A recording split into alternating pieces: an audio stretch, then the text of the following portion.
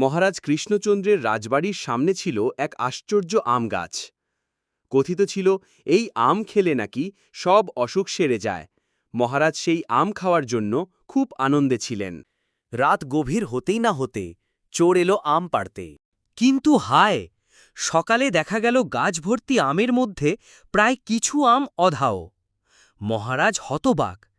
কে এত সাহসী যে রাজবাড়ির গাছ থেকে আম চুরি করে? মহারাজ গোপালকে ডাকলেন এবং গোপালকে সব কথা বললেন। গোপাল বলল, আমাকে একদিন সময় দিন মহারাজ, আমি চোরকে ধরে আনব। তারপর গোপাল পরের দিন সে আম গাছের চারপাশে নরম কাদা বিছিয়ে দিল। রাত গভীর হতেই আবার সেই চোর এলো। আর সে আর কেউ নয়, মন্ত্রীমশাই নিজেই। গাছে চড়তে গিয়ে তার পায়ে লেগে গেল কাদা, কিন্তু সে কিছুই টের পেল না।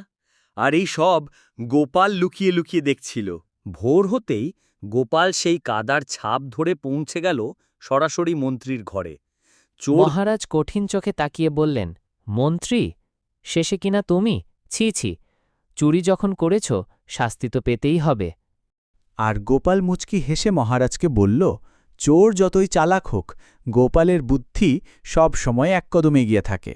এরপর গোপাল মহারাজের কাছে খুব কাঁদতে থাকে। মহারাজ বলল, কি হয়েছে তোমার? গোপাল বলল, মহারাজ, এই মহৎ কাজ করার পরও আমাকে কেউ লাইক সাবস্ক্রাইব করল না।